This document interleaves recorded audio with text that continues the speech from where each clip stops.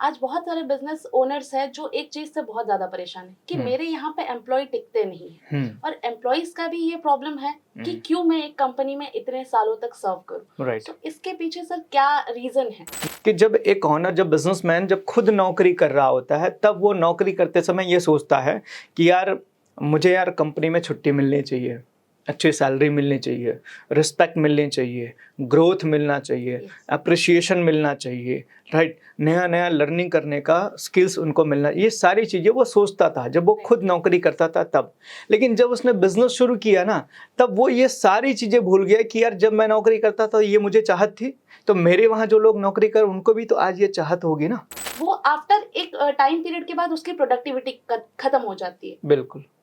तो वहां पे ओनर्स क्यों इतने रैशनल हो जाते हैं, क्यों ये सोचते हैं कि अरे अब ये काम का नहीं रहा तो इसको हम निकाल देते, चेंज कर देते।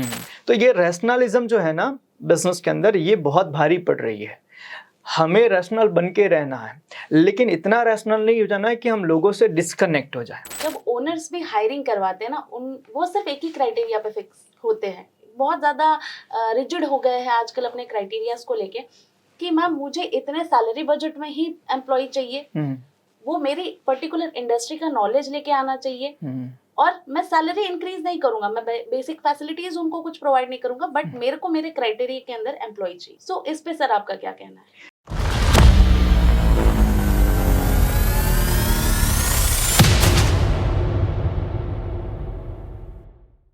Good morning sir. Good morning and welcome to Gurukul business school. So sir, मैं अपने साथ साथ लाखों लोगों के क्वेश्चन का सोल्यूशन लेने आई हूँ आज आपसे। जी। आज बहुत सारे बिजनेस ओनर्स हैं जो एक चीज से बहुत ज्यादा परेशान है कि मेरे यहाँ पे एम्प्लॉय टिकते नहीं है और एम्प्लॉयज का भी ये प्रॉब्लम है कि क्यों मैं एक कंपनी में इतने सालों तक सर्व करूं। राइट। तो इसके पीछे सर क्या रीजन है? राइट। देखो, आज ये दोनों तरीके से या दोनों तरफ से गलतियां हो रही है, ऑनर की तरफ से भी और एज वेल एज जो टीम मेंबर हैं उनकी तरफ से। तो मैं दोनों की तरफ से जो जो गलतियां हो रही है उसको बताने की कोशिश करता हूँ। फर्स्ट हम बात करते हैं एक ऑनर की तरफ से। सपोज मैं एक बिजनेसमैन हूँ, मैं एक बिजनेस लेकर बैठा हूँ, तो मैं मेरी टीम को कभी कभी ना नौकर समझ लेता हूँ, है ना, और ये आज की सबसे बड़ी मिस्टेक है। एक टाइम पे एक ज़माना ऐसा था जहाँ पर स्लेवरी चलता था, है ना, कि जहाँ पर नौकरों की खरीद और बेच होती थी। मतलब आप जंग में हार गए तो आपके जितने लोग थे उनको मैंने मेरे यहाँ नौकरी दे दिया, मैंने नौकर बना लिया, और मैं उनको खाने पीने के लिए देता हूँ, बाकी सारी चीज़ें मैं करवाता हूँ, ठीक है। तो ये एक टाइम था, बट आज वो टाइम चला गया। आज के टाइम पे एक ऑनर के पास और एज वेल एज एक एम्प्लॉय के पास, दोनों के पास ऑप्शन है और स्वतंत्रता है। तो आज ना एज अ ऑनर आप ये सोचोगे कि मेरे वहाँ जो बंदा नौकरी करे वो मेरा नौकर बन के रहे, मैं जैसा चाहूँ वैसा करे, मैं जो बोलूँ वैसा करे, मैं जिस तरीके से सोचूँ उस तरीके से करे, तो वो आज पॉसिबल नहीं है। आज आपको उसको अपना नौकर ना समझ के आपको अपने बिजनेस के अंदर उसको पार्टनर समझना पड़ेगा। राइट, बिकॉज वो बंदा आपके बिजनेस को बिल्ड करने में आपकी हेल्प कर रहा है। तो आप जब उसको ये समझाना या ये महसूस करवाना शुरू करोगे कि तुम है ना कोई वैल्यू नहीं रखते हो, तुम्हारी कोई ज़रूरत नहीं है, या फिर तुम्हारे बिना भी चल जाएगा, तो उसको लगेगा ठीक है यार, जब मेरे बिना आपका चल जाएगा और मैं आपकी बिजनेस में कोई वैल्यू नहीं रखता हूँ, तो क्यों मैं आपके साथ लॉन्ग टाइम टिकूँ। तो एक गलती होती है एक ऑनर की तरीके से। अब ऑनर जो होता है ना, वो जब नौकरी करता है, समझना माइंडसेट की बात कर रहा हूँ, कि जब एक ऑनर, जब बिजनेसमैन जब खुद नौकरी कर रहा होता है, तब वो नौकरी करते समय ये सोचता है कि यार मुझे यार कंपनी में छुट्टी मिलनी चाहिए, अच्छी सैलरी मिलनी चाहिए, रिस्पेक्ट मिलनी चाहिए, ग्रोथ मिलना चाहिए, अप्रिशिएशन मिलना चाहिए, राइट, नया नया लर्निंग करने का स्किल्स उनको मिलना, ये सारी चीज़ें वो सोचता था जब वो खुद नौकरी करता था तब। लेकिन जब उसने बिजनेस शुरू किया ना, तब वो ये सारी चीज़ें भूल गया कि यार जब मैं नौकरी करता था ये मुझे चाहत थी, तो मेरे वहाँ जो लोग नौकरी कर उनको भी तो आज ये चाहत होगी ना। तो क्यों भूल गया? तो यहाँ पर एक ईगो, एक अहम आ जाता है एक ऑनर के अंदर कि भाई अब तो मैं, कहते ना एक कहावत है, साला मैं तो साहब बन गया। तो मैं नौकरी कर रहा था तब मुझे बहुत सारी ज़रूरत थी, लेकिन जैसे मैं बिजनेसमैन बना, मैंने वो सारी चाहत लोगों से, जो लोगों के भी थी, वो मैंने बुला दी। अब इसमें होता क्या है कि जब आप अपने एम्प्लॉय की रिक्वायरमेंट को पूरी करना भूल जाते हो, तो एम्प्लॉय भी आपकी रिक्वायरमेंट को पूरी करना छोड़ देता है। तो पहली गलती होती है कि ऑनर जो होता है ना वो अपने एम्प्लॉय को स्लेव बना के रखना चाहता है, जो आज की दुनिया में पॉसिबल नहीं है। इसीलिए एम्प्लॉय उनके वहाँ से टाइम टू टाइम छोड़कर चले जाते हैं, क्योंकि आज किसी एम्प्लॉय को रोक कर रखना, सिर्फ सैलरी देना उसके लिए इनफ नहीं है कि आप सैलरी दे दोगे, आपने थोड़ा अवार्ड दे दिया, आपने थोड़ा ग्रोथ दे दिया और इससे आपका एम्प्लॉय आपके वहाँ लंबे समय तक टिकेगा। नहीं, आज आपको अगर लंबे समय तक आपके टीम मेंबर को टिका के रखना है तो आपको उसके साथ रिलेशन बनाना पड़ेगा, आपको उसके साथ में बॉन्डिंग बनानी पड़ेगी, आपको उसको ऐसा कल्चर देना पड़ेगा जिसमें वो काम करने में उसको मज़ा आए, उसको वो माहौल बना के देना पड़ेगा कि उसको ऑफिस आने में मन करे। राइट तो आपको ये सारी चीज़ें आपके बिजनेस में डेवलप करनी ज़रूरी है, तभी आपका एम्प्लॉय आपके वहाँ लंबे समय तक टिकेगा। सिर्फ सैलरी या अवार्ड, रिवार्ड या इंसेंटिव देने से नहीं, क्योंकि जिस दिन आपसे ज़्यादा किसी ने उसको सैलरी ऑफर कर दी वो चला जाएगा, जिस दिन आपसे ज़्यादा किसी ने अवार्ड, रिवार्ड या इंसेंटिव ऑफर कर दी वो चला जाएगा। तो आप लंबे टाइम तक उसको टिका नहीं पाओगे। तो एक ऑनर ये गलती कर रहा है कि जहाँ पर वो अपने एम्प्लॉयज़ को सिर्फ सैलरी देकर रोकने की कोशिश कर रहा है, उसके अलावा बाकी सारी चीज़ें वो करने लग रहा है जिसमें उसकी मेंटल हेल्थ को, उसकी फैमिली लाइफ को, उसकी सिक्योरिटी को, उसके एन्जॉयमेंट को, उसके एंटरटेनमेंट को, उसकी लर्निंग के ऊपर वो कुछ भी नहीं कर रहा है, जिससे एम्प्लॉय छोड़कर जा रहा है। अब दूसरी बात करते हैं एम्प्लॉय की, कि एक एम्प्लॉय होता है वो भी आज के टाइम पे कम नहीं है। जैसे एज एग्जांपल कि आज मानो कि कहीं पर कोई बंदा काम कर रहा है, उसकी सैलरी 20,000 है, तो वो है ना ढूंढता रहता है कि कहीं से मुझे 22,000, 23,000, 25,000 का ऑफर मिले ना तो मैं चला जाऊं। और मार्केट में ऐसे लोग हैं जो आपको टाइम टू टाइम ऑफर देते हैं, ठीक है, क्योंकि आज समझो, आज जो बंदा जॉब कर रहा है उसका रेज्यूमे लगभग शहर के हर एचआर रिक्रूटमेंट कंसल्टेंसी के पास होगा, राइट। तो वो है ना ट्राई करता है। अब इसमें उसकी गलती ये होती है कि उसको ऐसा लगता है कि मैं 20,000 में काम कर रहा हूँ, मुझे कहीं से 22,000 का ऑफर मिला, मैं शिफ्ट हो जाऊँगा। तो हर 6 महीने, आज के टाइम पे एक डेटा है कि हर 6 महीने के बाद एम्प्लॉयज़ अपनी नौकरियाँ चेंज करते हैं। अब यही सबसे बड़ी उनकी प्रॉब्लम बन रही है कि 6 महीने के बाद आपने हर नौकरी को चेंज करना जारी रखा तो आपकी स्किल तो डेवलप हुई नहीं, राइट। जनरली मैं जब कोई भी इंटरव्यू लेता हूँ, या मैं जितने भी अच्छे अच्छे लोगों को जानता हूँ जो बिजनेसमैन हैं और जो इंटरव्यू लेते हैं, तो इंटरव्यू के अंदर वो 2-3 चीज़ें बहुत देखते हैं। फर्स्ट, आपके लास्ट जॉब में से छोड़ने का कारण क्या था, पहला। दूसरा, पिछले जॉब में आपने कितने टाइम तक काम किया, राइट। और तीसरा, पिछले 10 साल के अंदर आपने कितनी नौकरियां चेंज की। अगर आपने पिछले 10 साल में 4 नौकरी से ज़्यादा चेंज की तो आपको अच्छी कंपनी हायर नहीं करती है। बिकॉज जनरली क्या होता है, अगर आपका किसी कंपनी के अंदर 2 साल, 2.5 साल, 3 साल का मिनिमम टाइम पीरियड नहीं है, दैट मीन कि आप हमेशा सैलरी ग्रोथ के लिए भागते हो और आप किसी कंपनी में लॉन्ग टाइम तक नहीं टिकोगे।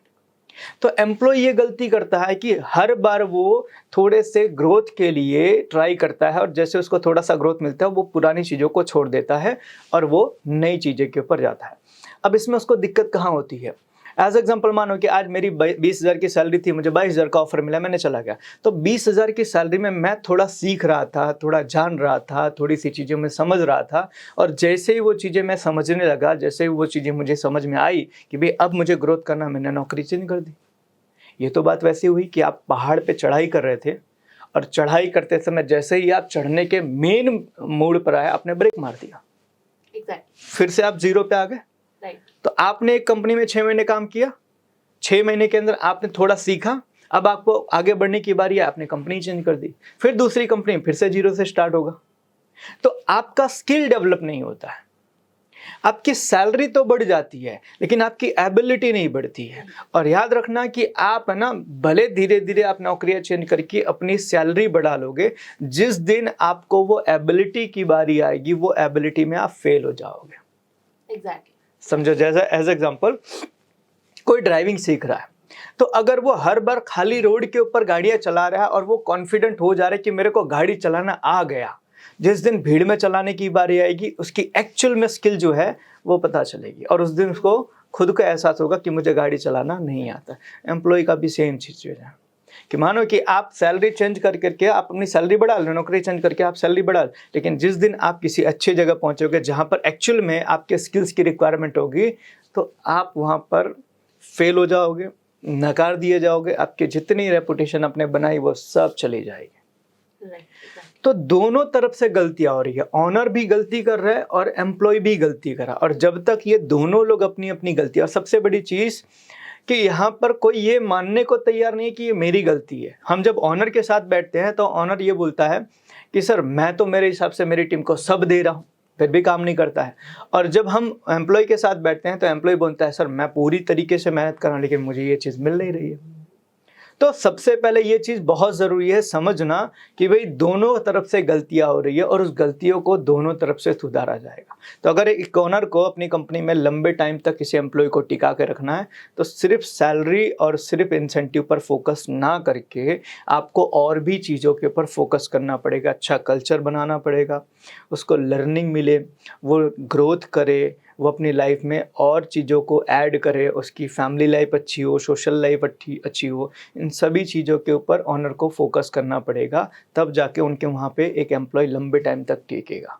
और दूसरा, एम्प्लॉय भी अगर ग्रोथ करना चाहता है तो उसको एक जगह कम से कम 3 से 5 साल देना पड़ेगा, तभी वो कंपनी के अंदर टॉप पर पहुंच सकता है या तभी वो अपने स्किल्स के ऊपर काम कर सकता है। जैसा एज एग्जाम्पल मानो कि आज पता है किसी ने डॉक्टर बनने के लिए किसी मेडिकल कॉलेज में एडमिशन ले लिया तो वो डॉक्टर नहीं बन गया, उसको मिनिमम 5 साल पढ़ाई करनी पड़ती है और 5 साल प्रैक्टिस करना पड़ता है, तब वो जाके अपना क्लिनिक या अपना हॉस्पिटल ओपन कर सकता है। तो आप 6 महीने के अंदर कैसे अपने स्किल्स को डेवलप कर लोगे? तो आपको मिनिमम 3 साल या 5 साल देना पड़ेगा। तो ये दोनों चीज़ें सुधारने की रिक्वायरमेंट है। सर इससे बहुत सारी बात समझ में आई कि हम ये सोच रहे हैं कि किसी भी एम्प्लॉय को 3 या 5 साल एक मिनिमम एक कंपनी में सर्व करना चाहिए या फिर उसको अपने मन से काम करना चाहिए। बट बहुत बार सर ये चीज़ें भी होती है कि after serving for 35 years to 40 years 45 years जब अपनी मोस्ट ऑफ टाइम कोई पर्सन अपने कंपनी के लिए सर्व कर देता है, अपने कंपनी के लिए सैक्रिफाइस कर देता है, दैट मीन्स उस टाइम पे उसने अपनी सोशल लाइफ भी सैक्रिफाइस की होगी, अपनी पर्सनल लाइफ भी सैक्रिफाइस की होगी। राइट। वो आफ्टर एक टाइम पीरियड के बाद उसकी प्रोडक्टिविटी खत्म हो जाती है। बिल्कुल। तो वहां पे ओनर्स क्यों इतने रैशनल हो जाते हैं, क्यों ये सोचते हैं कि अरे अब ये काम का नहीं रहा तो इसको हम निकाल देते, चेंज कर देते? क्यों सर ऐसा होता है कि हमें भी तो वो चीज़ as an human, as an owner वो चीज़ें सोचनी चाहिए कि किसी ने अपने लाइफ के अगर इतने साल मेरे कंपनी को दिया है तो मुझे भी उसके इन रिटर्न में कुछ करना चाहिए। बिल्कुल बिल्कुल सही बात है। देखो, कहा जाता है कि आपकी कंपनी के अंदर किसी ने अच्छे टाइम तक काम किया है, आपके कंपनी को सर्व किया है, तो आप उसको यूं ही मत जाने दो, क्योंकि वही तो आपका सबसे मेन डायमंड है।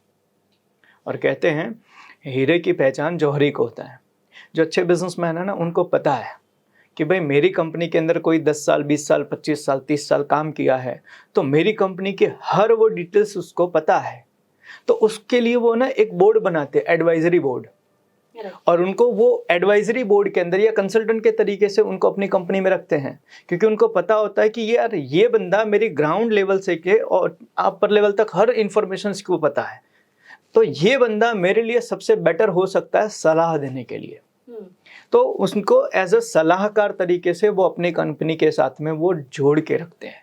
और अगर उनको रिटायरमेंट भी देते हैं तो रिटायरमेंट के लिए भी उनके सारे बहुत सारी चीज़ें उनको प्लान करके देते हैं, बहुत सारी चीज़ें उनको बेटर बना के देते हैं, क्योंकि उनको पता है। देखो, याद रखना कि आप लोगों की इज्जत नहीं करोगे तो लोग आपकी वैल्यू नहीं करेंगे, राइट? तो इट इज़ वेरी इंपॉर्टेंट कि आप एज अ बिजनेसमैन, अगर आपकी कंपनी में किसी ने लंबे टाइम तक सर्व किया है तो आप है ना उसके नॉलेज का और उसके एक्सपीरियंस को ऐसे ही जाया मत करो, आप उसके साथ कनेक्टेड रहो किसी भी तरीके से। आप उसको एडवाइजरी बोर्ड में ले लो, एज ए कंसल्टेंट ले लो, भले आप थोड़ा सा उसको पे करो, लेकिन वो बंदा आपके बिजनेस के अंदर बहुत सारी चीज़ें ऐसी, आज समझो मैं एक बहुत अच्छा आर्टिकल पढ़ रहा था या कहीं पर मैंने वीडियो देखा था कि अजीत डोभाल जी जो हैं, ठीक है, हमारे इंडियन आर्मी के या इंडियन कहते हैं ना डिफेंस मिनिस्ट्री के एक बहुत सलाहकार हैं। तो वो जब यंग थे उन्होंने अपने इंडिया के लिए, अपने भारत के लिए बहुत सारी चीज़ें ऐसी की जिसमें भारत को बहुत फ़ायदा, बहुत नुकसान होने से बचा। तो जब वो उनकी एक एज आई तो एज में लोग रिटायर हो जाते हैं, बट जब गवर्नमेंट को एक चीज़ समझ में आई कि यार he is the most important person for us, तो उनको अपनी एक एडवाइजरी कमेटी के अंदर ले लिया। And that is the only reason कि आज उनकी ही बदौलत इंडिया की जो बॉर्डर्स है ना वो सिक्योर है। इंडिया के बाहर के जो दुश्मन है ना, वो भी आज भारत से क्यों डरते हैं? बिकॉज उनको पता है इनके पास अजीत डोभाल है जो कुछ भी कर सकता है। तो ये कहते हैं ना, एक हीरे की पहचान जौहरी को होती है। तो एक बिजनेसमैन जो होता है ना, अच्छा बिजनेसमैन, उसको पता है कि मेरे वहाँ से जो अनुभव है वो उसका फ़ायदा मुझे मिलना चाहिए, तो उसके लिए मुझे इनको मेरे साथ में कनेक्टेड रखना है किसी भी तरीके से। Right, right, okay. सो सर, मैं फर्दर क्वेश्चंस के साथ आगे बढ़ना चाहूँगी कि बहुत सारे एम्प्लॉयज़ होते हैं, जब वो किसी भी कंपनी में जाते हैं जॉइनिंग इंटरव्यूज़ के टाइम पे, उनके दिमाग में ये चीज़ें होती है कि मैं इस कंपनी के विजन के साथ क्यों खुद को अलाइन करूं। हम मोस्ट ऑफ टाइम ये बिजनेस ओनर्स को एडवाइस देते हैं या फिर बिजनेस ओनर्स ये इम्प्लीमेंट करते हैं कि मैं मेरे टीम मेंबर मेरे कंपनी के गोल के साथ अलाइन नहीं हो रहे, so why should I align with them? Exactly. देखो, आज मानो कि मैं कोई कंपनी लेकर बैठा हूँ और मैं चाहता हूँ मेरी टीम के मेंबर जो हैं मेरे विजन के साथ अलाइन हो, तो सबसे पहले मुझे उनकी लाइफ के साथ अलाइन होना पड़ेगा। देखो, एक पुरानी कहावत है, कर भला तो हो भला। जब तक आप सामने वाले बंदे का कुछ बेनिफिट नहीं करोगे, जब तक आप सामने वाले बंदे की लाइफ में कुछ वैल्यू ऐड नहीं करोगे, वो बंदा आपके लिए क्यों काम करेगा? वो बंदा आपके लिए लॉयल क्यों रहेगा? So it is all about कि भाई आप ना सामने वाले में कितना इंटरेस्ट ले रहे हो। आप खाली मॉनेटरी वाइज इंटरेस्ट ले रहे हो कि भाई मैं इसको सैलरी दे रहा हूँ, ये मेरे लिए काम कर रहा है, तो फिर उसको जहाँ से ज़्यादा सैलरी मिलेगा शिफ्ट कर जाएगा।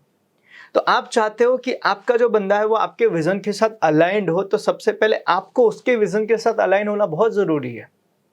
और एज अ ओनर ऐसा नहीं है। देखो, यहाँ पर दोनों के लिए ये गाइडलाइन बहुत ज़रूरी है कि एज अ ओनर, पता है कई बार बिजनेसमैन को ऐसा लगता है मेरे पास तो बहुत ऑप्शन है, कोई भी मिल जाएगा। और सेम चीज़ जो एम्प्लॉय होता है उसको भी लगता है मेरे पास भी बहुत ऑप्शन है, कोई भी मिल जाएगा। लेकिन आपको जैसा बंदा चाहिए वैसा बंदा मिलने में या वैसे बंदा बनाने में आपको समय लगेगा। राइट। तो आप अगर चाहते हो कि आपका बंदा जो है आपके विजन के साथ अलाइन हो, आपके विजन को पूरा करने में आपकी हेल्प करे, तो पहले आप उसकी रिक्वायरमेंट, उसका विजन, उसका गोल जानने की कोशिश करो। मैं आपको वो दूंगा जो आपको चाहिए, तो आप मुझे हर वो चीज देने के लिए तैयार हो जाओगे जो मुझे चाहिए। It's a simple. तो बिजनेस ओनर जो गलतियां करते हैं ना, वो ये गलतियां करते हैं कि मैं ना ये मेरे विजन के साथ अलाइन हो जाए, मैं इसके लिए कुछ ना करूं। दैट इज अ मोस्टली जो सबसे बड़ा गलती होती है उनकी। तो आपको सबसे पहले अपनी टीम के, देखो हम अपनी ट्रेनिंग प्रोग्राम में या कंसल्टिंग में ही बताते हैं कि भाई आप है ना अपने जो टीम मेंबर है ना उनके साथ एटलीस्ट कम से कम थोड़ा टाइम स्पेंड करो।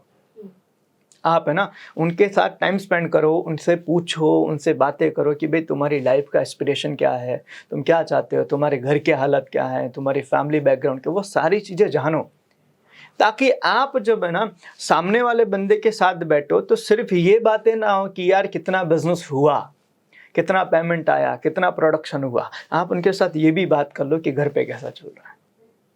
और आज के टाइम पे लोग है ना इसमें इंटरेस्ट लेने वाले बहुत कम हैं, इसीलिए तो लोग बड़ा रैशनल हो जा रहे हैं। आप समझो, आज के टाइम पे एक एम्प्लॉय जो है ना कंपनी छोड़ने के लिए बहुत ज़्यादा सोचता नहीं है। समझना क्यों? क्योंकि उसको पता है कि मेरा ऊपर जो बॉस बैठा है वो भी बहुत रैशनल है, वो मुझे निकालने के लिए नहीं सोचेगा, तो मैं इसको छोड़ने के लिए क्यों सोचूं।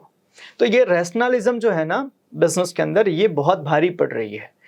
हमें रैशनल बन के रहना है, लेकिन इतना रैशनल नहीं हो जाना है कि हम लोगों से डिस्कनेक्ट हो जाए।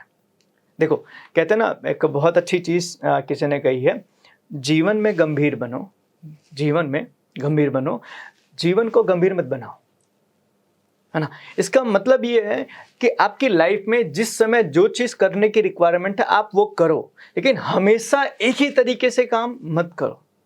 तो बहुत ज़रूरी है कि आपका विज़न अगर आप चाहते हो पूरा करने में आपकी टीम हेल्प करे, तो आपकी टीम की रिक्वायरमेंट को आपको जानना बहुत ज़रूरी है।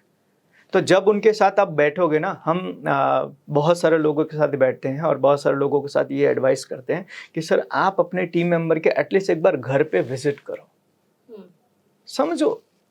और ना कि खाली आपके एम्प्लॉय के, आपके जो बिजनेस पार्टनर्स हैं, जो आपके वेंडर्स हैं, जो आपके व्यापारी हैं, जो आपके एक बार विजिट करो, क्योंकि वो जो कनेक्शन होता है ना उसके बाद वो बहुत नेक्स्ट लेवल का होता है। क्योंकि एक बार समझो, एज एग्जांपल आपका फैमिली के साथ रिलेशन बन गया। हम क्यों बोलते हैं कि आप एनिवर्सरी सेलिब्रेट करो, हम क्यों बोलते हैं कि भाई आप अपने एक दूसरे के फंक्शन में आप आना जाना रखो, क्योंकि इससे बॉन्डिंग बढ़ती है। हम ऑफिस में सिर्फ काम की बातें होती है, लेकिन जब आप घर पे जाओगे तो बहुत सारी चीज़ें और भी डिस्कशन होती है, राइट ना। तो इट इज़ वेरी इंपॉर्टेंट कि आप चाहते हो कि आपका बंदा आपके विजन के साथ अलाइन हो, तो पहले आपको उसकी रिक्वायरमेंट जो है वो जाननी पड़ेगी।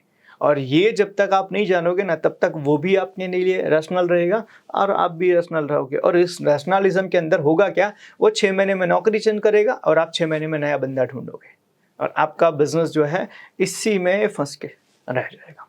ओके, सो जैसे कि हम बिजनेस और एम्प्लॉयज़ को लेके बात करें, आजकल एम्प्लॉयज़ का एक बहुत बड़ा माइंडसेट बन गया है कि जब हम इंटरव्यूज़ या फिर ऐसा कुछ कंडक्ट करते हैं, हायरिंग प्रोसेस जब चल रहे होते हैं, वो पहले कंपनी का नाम सुनते हैं और जब उनको ये पता चलता है कि ये एमएसएमई सेक्टर है, तो वहीं पर वो डिसअपॉइंट हो जाते हैं और वहीं पे वो मना कर देते हैं कि मैम मुझे नहीं जाना, जबकि सबसे ज़्यादा स्कोप आज एमएसएमई में है। तो वाई एम्प्लॉयज़ क्यों नहीं चाहते हैं एमएसएमई को ज्वाइन करना? देखो, इसमें गलती एमएसएमई की भी है। एक सिंपल सी चीज़ है, आज आप समझो एक बड़ा नेचुरल सा क्वेश्चन है या कहावत है आज जो आप कह लो कि आज कोई भी इंसान अगर शादी करने वाला है तो वो सोचेगा मैं अच्छी खूबसूरत लड़की से शादी करूं। अब यार, अगर लड़की ने अपने आप को मेंटेन नहीं किया है तो जाहिर सी बात है कि उसको पसंद करने वाले बहुत कम होंगे। सेम चीज़ एमएसएमई में भी, आज किसी भी एम्प्लॉय को कहीं नौकरी करनी है तो it is kind of marriage. तो वो क्या देखता है कि मैं जिस कंपनी में जा रहा हूँ उस कंपनी का नाम कैसा है, ठीक है, वो कंपनी का बिजनेस कैसा है, कल्चर कैसा है, वहाँ मुझे कुछ सीखने को मिलेगा कि नहीं मिलेगा, ग्रोथ करने का मौका मिलेगा कि नहीं मिलेगा, यहाँ पर मैं कितना लाइफ में आगे बढ़ सकता हूँ। ये सारी चीज़ें वो ऑब्जर्व करता है। क्यों? क्योंकि वो अपनी लाइफ के बहुत इंपॉर्टेंट टाइम देने वाला है, राइट, है ना। तो वो चाहता है मैं अपना इंपॉर्टेंट टाइम उस कंपनी में दूँ जहाँ पर मुझे मेरी रिक्वायरमेंट पूरी करने का मौका मिले। और जब एमएसएमई उनके लिए वो माहौल नहीं बनाते हैं, तब उसके वहाँ पर आने से वो बंदा कतराता है। तो इसमें एमएसएमई को बहुत बड़ा अपने कहते हैं ना अपने अंदर इम्प्रूवमेंट करने की रिक्वायरमेंट है कि आपके वहाँ आप चाहते हो कि आपके वहाँ टैलेंटेड बंदा है, स्किल्ड बंदा है, आपके एजुकेटेड बंदा है, एक्सपीरियंस बंदा है, तो आपको उसको लाने के लिए माहौल जो बनाने की रिक्वायरमेंट है ना, वो बनाना पड़ेगा।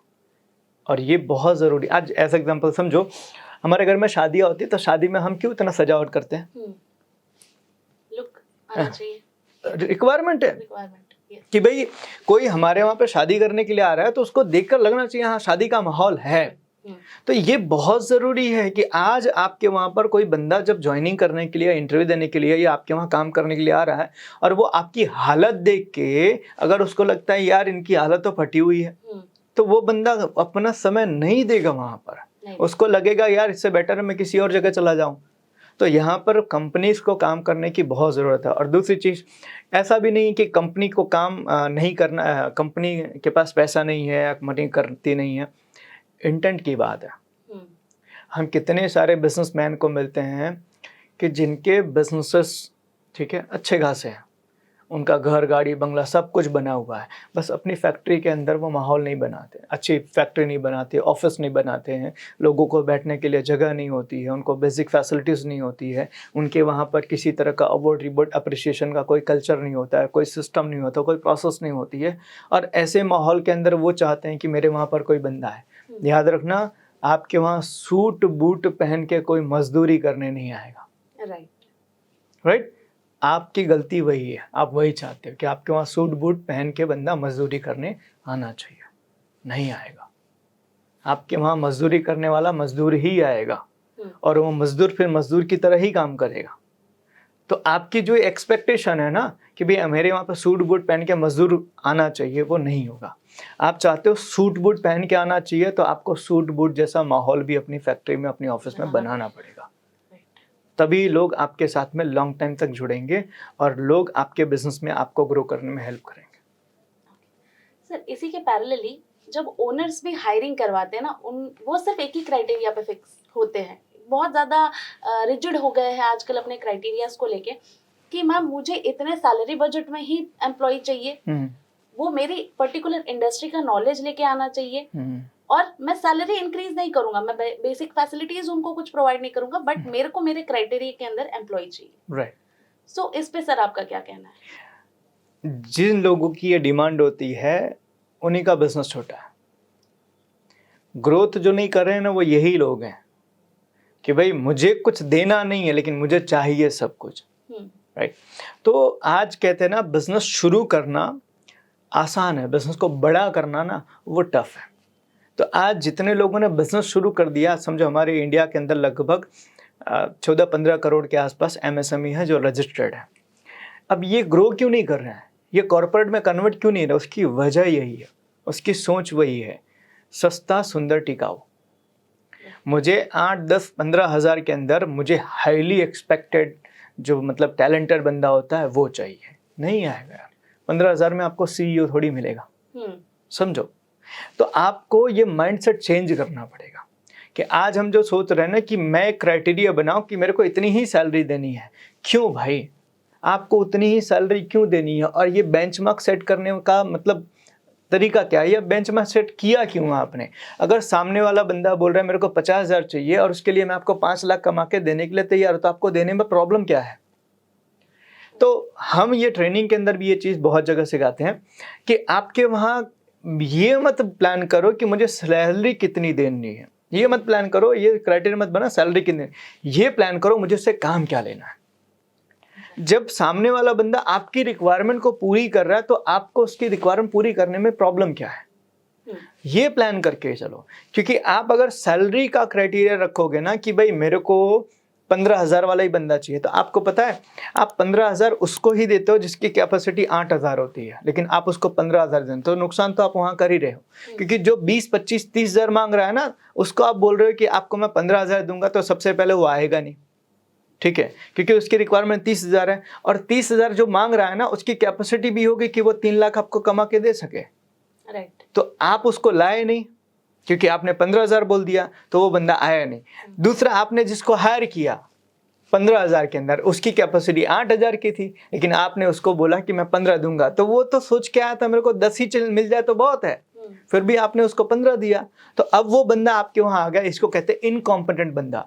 अब आपके वहां पे एक ऐसा बंदा आ गया जिसके अंदर एबिलिटी नहीं है, जिसके पास स्किल नहीं है, नॉलेज नहीं है। अब उससे आप बोल रहे हो कि मेरे को 15,000 वाले बंदे से जिसको सैलरी दे रहा हूं और उसकी एक्चुअल में जो कैपेसिटी 8,000 की है, उससे चाहिए मुझे 30,000 वाला काम। पॉसिबल नहीं है, यहीं पर वो गलती होती है। तो अगर आप चाहते हो कि मुझे एक कॉम्पिटेंट बंदा चाहिए जो मेरे बिजनेस को ग्रो करने में हेल्प करे, तो आप उससे ये सोचो कि मुझे इससे काम क्या लेना है, ना कि मुझे इसको सैलरी इतनी ही देनी है। जब तक आप सैलरी पर फोकस करोगे तब तक आपकी कंपनी का ग्रोथ नहीं हो सकता।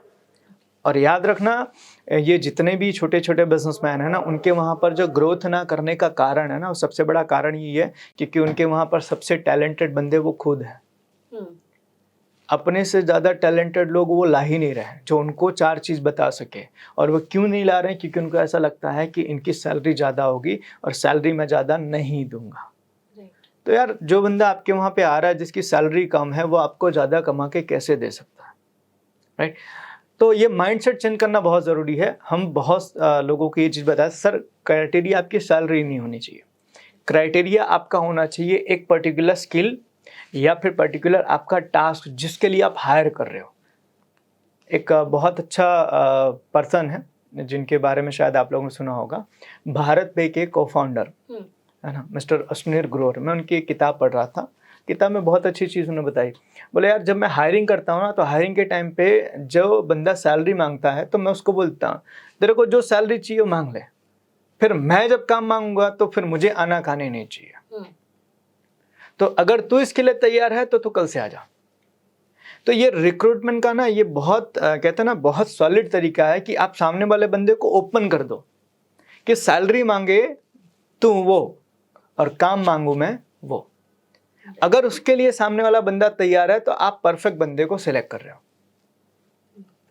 तो सिलेक्शन के टाइम पर सैलरी क्राइटेरिया रखना, वो अपने पैर पर खुद कुल्हाड़ी मारने वाला बंदा है। क्योंकि आपको दिखेंगे कि आपके वहाँ स्टाफ बहुत है लेकिन काम नहीं होगा। क्योंकि आपने, एक सिंपल सी बात है यार, आप कल चलाने वाले बंदे को हायर कर रहे हो 4 व्हील चलाने के लिए, फिर होगा क्या? आपको ही चलाना पड़ेगा लास्ट। सो मूविंग फर्दर, आपने सर एक बहुत अच्छी चीज़ कही कि कंपनी सिस्टम, राइट? अभी कंपनी बहुत हमने ह्यूज जायंट्स को देखे हैं, बिजनेस टाइकून्स को देखे हैं जिनके यहाँ पे वो थोड़े से बोलते हैं ना कि इतना रिजिड नहीं है अपनी कंपनी सिस्टम को लेके कि मुझे मतलब यही चाहिए, मतलब यही चाहिए, है ना। वहाँ पे वो थोड़ी सी फ्रीडम प्रोवाइड करते हैं अपने एम्प्लॉयज को कि मुझे रिजल्ट से मतलब है, थोड़ा बहुत मेरे कंपनी कल्चर को आप मेंटेन कीजिए। और आजकल जो एमएसएमई सेक्टर में सबसे बड़ा प्रॉब्लम है, अगर मैंने कोई पॉलिसी बना दी, वहाँ पे कोई रूल्स रेगुलेशंस बना दिया, तो वो उस पर रिजिड हो जाते हैं। राइट। तो इस पे सर आपका क्या कहना है? देखो, आज के टाइम पे चाहे बिजनेस हो, चाहे जॉब हो या कुछ भी हो, आप कस्टमाइज नहीं हो ना तो आप लंबे टाइम तक सस्टेन नहीं कर पाओगे। राइट। तो आपको कस्टमाइज तो होना ही पड़ेगा। तो आप किसी चीज़ को लेके रिजिड मत हो जाओ कि भाई मैंने ये चीज़ बोला तो ऐसे ही होना चाहिए। आप थोड़ा सा उसमें कस्टमाइजेशन रखो, बिकॉज परिस्थितियाँ कभी भी बदलती हैं। तो परिस्थितियों के हिसाब से आपको अपनी चीज़ें चेंज करने की रिक्वायरमेंट रहती है और आपको चेंज करना ही चाहिए। क्योंकि मैंने कोई सिस्टम बनाया और देखो, कहते ना, कोई दायरा आपने बना दी, तो आप दायरे के अंदर बोल रहे हो कि आप दायरे में ही खेलो, लेकिन मेरे को दायरे के बाहर का रिजल्ट चाहिए, विच इज नॉट पॉसिबल। तो आपको वो चीज़ ध्यान रखना पड़ेगा कि आपको दायरे के बाहर का रिजल्ट चाहिए, तो आपको दायरा जो है ना उसको तोड़ने के लिए आपको अपनी तैयारी रखनी पड़ेगी। तो किसी चीज़ को लेके रिजिड हो जाना कि मैं नहीं, मेरे को ऐसा ही चाहिए, इसी तरीके से ही चाहिए, तो आज आप उस चीज़ के अंदर ग्रो नहीं कर सकते। आज रिसेंटली शायद आप लोगों ने एक न्यूज़ सुना होगा कि जापान के अंदर 4 days वीक वर्किंग का कल्चर ले आए। तो अब वो क्यों लेकर आए? ऐसा नहीं है कि 4 दिन काम करने के बाद मतलब या 3 दिन उनको रिलैक्स करने के लिए तो 3 दिन मजे नहीं। वो ये सोच कर लाए कि मैं जो चीज़ 6 दिन में या 5 दिन में कर सकता हूँ, वो चीज़ मैं 4 दिन में क्यों नहीं कर सकता हूँ। तो वो अपनी प्रोडक्टिविटी बढ़ाने के लिए ये कल्चर लेकर आ रहे हैं कि मैं क्यों जो चीज़ 4 दिन में हो सकता है उसके लिए 5 या 6 दिन में यूज़ करूँ। तो वो प्रोडक्टिविटी बढ़ाने के लिए लेकर आए और उसमें उन्होंने बहुत सारा कस्टमाइजेशन किया होगा। तो आज के टाइम पे कस्टमाइजेशन बहुत ज़रूरी है। तो आप अपने कंपनी को ग्रो करना चाहते हो, आप अपनी कंपनी के अंदर बहुत सारा आपको लगता है कि भाई आगे बढ़ने का पोटेंशियल है, आप उसका यूज़ करना चाहते हो, तो आपको टाइमली अकॉर्डिंगली आपको अपने लिए कस्टमाइजेशन करने की तैयारी रखनी पड़ेगी। चाहे वो आपके रूल्स हो, चाहे आपको सिस्टम हो, चाहे आपके प्रोसेस हो, या चाहे आपका कोई तरीका हो। आपको लगता है कि भाई इस तरीके से मुझे थोड़ा सा चेंज करने में ग्रोथ मिलेगा, तो आपको उसकी तैयारी रखनी चाहिए। तो रिजिड हो जाएंगे तो आप ग्रो नहीं कर पाएंगे। ओके सर, ये कंपनी सिस्टम को और थोड़ा सा मैं ब्रीफ करते हुए आपसे पूछना चाहूँगी कि आजकल हम जितने भी एमएसएमई को जब कंसल्ट कर रहे होते हैं या फिर एमएसएमई के ओनर्स को मिलते हैं ना, तो वहाँ पे एक पॉलिसी नहीं होती है, लीव पॉलिसी, जो कि आज मोस्ट इम्पॉर्टेंट है। लोग बहुत सारे एंजाइटी डिप्रेशन से गुजर रहे हैं, लोग वर्क कल्चर को पसंद नहीं कर रहे, और वहाँ पे जब हम एक ओनर के साथ कंसल्ट करते हैं ना, वो ये चीज़ बोलते हैं, मैम मेरा वो एक दिन खराब हो जाएगा, वहाँ पे मेरी जो प्रॉफिट आनी थी वो खत्म हो जाएगी, है ना। वहाँ पे तो क्या एक एम्प्लॉय के लिए हमें वो लीव प्लान करना ज़रूरी है और क्यों ज़रूरी है सर? देखो, अगर कोई बिजनेसमैन ये कहता है ना कि मैं मेरे एम्प्लॉय को लीव नहीं देना चाहता हूँ या नहीं दूंगा, तो वो सबसे बड़ा बेवकूफ़ है। याद रखना, ज़्यादा काम करने से ज़्यादा रिजल्ट नहीं आता है, प्रोडक्टिविटी को बढ़ाने से रिजल्ट आता है। तो प्रोडक्टिविटी को आप ज़्यादा घंटों में आप नहीं डिवाइड कर सकते। एज एग्जांपल समझो, एक डेटा है, एक सर्वे है कि भाई एक इंसान पूरे दिन के अंदर कितना टाइम प्रोडक्टिविटी होके काम कर सकता है। तो आपको जान के हैरानी होगा, 4 साढ़े 4 घंटे। मतलब 4.5 या 4 घंटे के बाद उसका जो ब्रेन है ना, वो काम करना बंद कर देता है। उसकी जो कहते हैं ना स्पीड, वो कम हो जाती है, नए थॉट्स उसको नहीं आते, नए आइडियाज नहीं आते आफ्टर 4 आवर्स। तो उसके बाद अगर कोई काम कर रहा है ना, तो सिर्फ वो शारीरिक रूप से काम कर रहा है, मानसिक रूप से वो काम नहीं कर रहा है। दूसरा कि अगर कोई इंसान हफ्ते में 1 दिन की भी लीव नहीं दे रहा है या नहीं ले रहा है, तो आप समझो, आपको ऐसा लग रहा है मैंने 7 के 7 दिन काम करवा लिए, तो मेरा 1 दिन जो है ना मेरा एक्स्ट्रा काम हुआ। तो 1 दिन एक्स्ट्रा काम नहीं हुआ, 1 दिन की सैलरी आपके ऊपर एक्स्ट्रा गई, आपका काम तो हुआ ही नहीं। क्योंकि बंदा 7 के 7वें दिन वो आया, वो सिर्फ यही सोच के आया कि आज जैसे टाइम पास करना है। अब टाइम पास करने के लिए आया और आपको ऐसा लग रहा है मेरा बंदा काम कर रहा है, अरे जाके देखोगे कुछ नहीं कर रहा है। क्यों बुला के उसको फ्री में आप सैलरी दे रहे हो? सो इट्स बेटर ना एक दिन उसको लीव दो, क्योंकि नेक्स्ट डे वो आएगा तो थोड़ा सा एनर्जाइज होके आएगा और आपके पूरे हफ्ते के लिए वो आपको प्रोडक्टिविटी बढ़ा के देगा। तो आज के टाइम पे आपको लीव रखना ही पड़ेगा अगर आप अपनी कंपनी को ग्रो करना चाहते हो। तो एज एग्जांपल मैं आपको बताता हूँ, कई बार मैंने ये लोगों से पूछा हुआ है और सेशन में भी बात करते हैं कि सबसे ज़्यादा इंडिया के अंदर आवर्स हैं काम करने के, 12, 14, 16, 18 घंटे तक, ठीक है। और सबसे ज़्यादा दिन भी होते हैं, 365 दिन चालू रखते हैं फैक्ट्रियाँ, राइट। तो समझो सबसे ज़्यादा घंटे और सबसे ज़्यादा दिन और सबसे ज़्यादा आप लगता है मेहनत करने वाले लोग इंडिया में हैं। अब इनके कंपेयर में बाहर के लोगों को देखो, सबसे कम समय, सबसे कम दिन काम करके।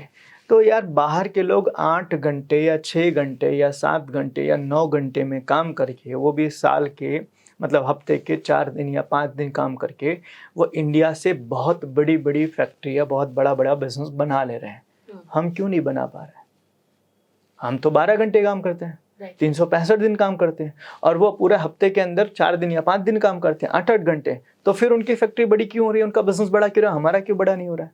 तो it is not about working hours, it is about productivity. कि आप जिस बंदे को आपके कंपनी के अंदर काम करवा है उसकी प्रोडक्टिविटी 4, 5, 6 घंटे की है, फिर उसको जाने दो। उसकी कैपेसिटी है हफ्ते में 5 दिन या 6 दिन काम करने की, 1 दिन 2 दिन उसको छोड़ दो, रिलैक्स करने दो, और वही रिलैक्सेशन आपको नेक्स्ट वीक के अंदर और एनर्जी वाला काम करके देगा।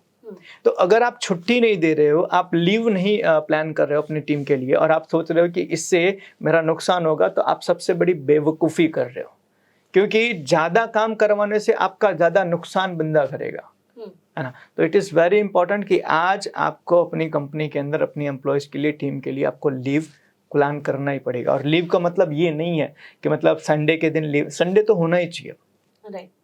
संडे तो कंपलसरी होना चाहिए, चाहे आप रिटेल में हो, मैन्युफैक्चरिंग में हो, होलसेल में हो, किसी भी तरह का बिजनेस है, संडे होना चाहिए। उसके अलावा पूरे महीने में एटलीस्ट 1 से 2 लीव आपको अपनी टीम को देना चाहिए। अगर आप ये नहीं कर रहे हो तो आप अपना बिजनेस और सामने वाले की जिंदगी दोनों खराब कर रहे हो। Exactly. तो आपको इसमें से निकलना पड़ेगा, और ये माइंडसेट में से निकलना पड़ेगा कि मैं अगर हफ्ते के 7 दिन काम कराऊंगा तो मेरा काम बढ़ेगा। काम बढ़ेगा नहीं, खाली खर्चे बढ़ेंगे, खाली आपकी रिक्वायरमेंट बढ़ेगी, आपका धंधा नहीं बढ़ेगा। क्योंकि आज समझो कितने सारे लोगों से हम मिलते हैं कि जो लोग है ना संडे काम करवाते हैं अपनी टीम से, और उनको ऐसा लगता है कि संडे के दिन काम कर रही है मेरी टीम तो मेरा बिजनेस बढ़ रहा है। नहीं नहीं नहीं, आप अपना पूरे साल का आप रेशो निकाल के देखोगे तो संडे काम करके आपका खर्चा ही बढ़ा है, आपका नुकसान ही हुआ है। तो आपका बिजनेस नहीं बढ़ा, आपका नुकसान हुआ। एग्जैक्टली सर, बहुत सारे ओनर ये बोलते हैं ना कि मैम अगर हम अर्न कर रहे हैं और उसको हम खुद पे इन्वेस्ट नहीं कर पाएंगे या फिर उसको स्पेंड नहीं कर पाएंगे, हमारे फैमिली के साथ टाइम नहीं स्पेंड करेंगे, तो हम क्यों अर्न कर रहे हैं? तो एक सेम चीज़ एक एम्प्लॉय के लिए भी इम्प्लीमेंट होना चाहिए।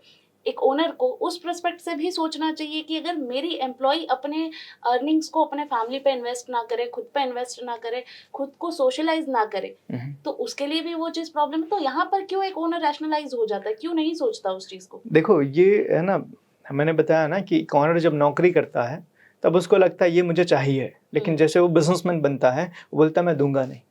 राइट। समझना।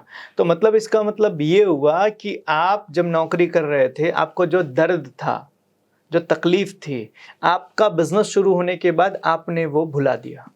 अब आप लोगों के दर्द तकलीफ को नहीं समझ रहे हो। आज एमएसएमई लोग काम नहीं करना चाहते हैं, उसका सबसे बड़ा कारण भी यही है। आज टैलेंटेड लोग जो हैं, स्किल्ड लोग जो हैं, प्रोफेशनल जो है, वो एमएसएमई में क्यों नहीं काम करना चाहते हैं?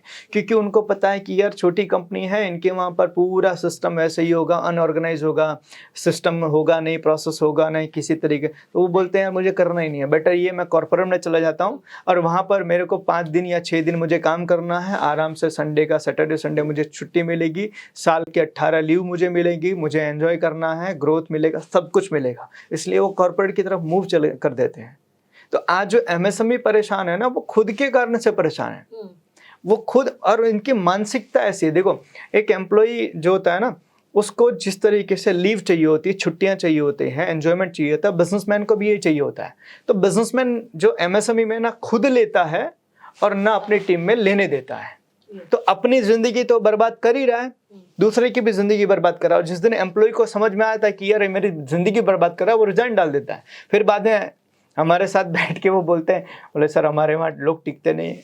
आप खुद भगा रहे हो, आप खुद भगा रहे हो अपने लोगों को, टिकेंगे कैसे? छुट्टी आपको देना नहीं है, आपको ना गधों की तरह से मेहनत करवानी है, आपको ना 24 घंटे उनके ऊपर नज़र बनाए रखनी है, तो वो बंदा आपके साथ कैसे रहेगा इतना फ्रस्ट्रेशन में?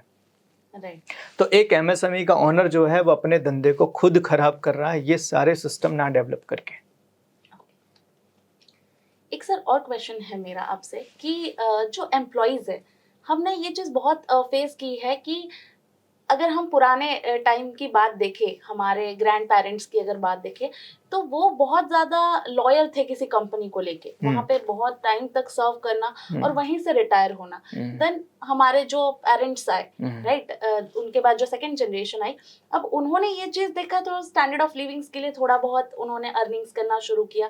एंड राइट नाउ जो एम्प्लॉयज़ है, उनकी माइंड सेट ही एकदम अलग है। तो ये तीनों जो जनरेशन के बीच में जो गैप है और उनके थॉट प्रोसेस पे जो गैप है, इस पे सर क्या कहना है आपका? देखो, हमारे जो ग्रैंड पेरेंट थे तो वहाँ पर उनका ऐसा था कि भाई एक जगह काम करना है और पूरी ज़िंदगी वहीं निकालनी है, क्योंकि पता है वो जो ऑनर थे ना वो फैमिली की तरह बन जाते थे, फैमिली की तरीके से हो जाते थे। आज भी आप पुराने पिक्चर देखोगे तो मुनि मोते थे, वो पूरी लाइफ टाइम तक उनके साथ होते थे और उसके बाद उनकी नेक्स्ट जनरेशन भी उन्हीं के यहाँ नौकरी करती थी, है ना।